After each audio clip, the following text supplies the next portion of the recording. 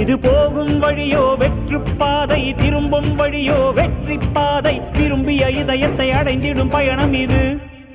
கடல் தாண்டும் பறவைக்கெல்லாம் வழியில் மரங்கள் கிடையாது, ஆனாலும் கண்டம் தாண்டும் சிறகுகள் வலிக்காது. மலையேறும் எறும்பின் கால்கள் வெயிலை மிதித்து உடையாது, மனதோடு காதல் வந்தால் மனிதா தடையேது.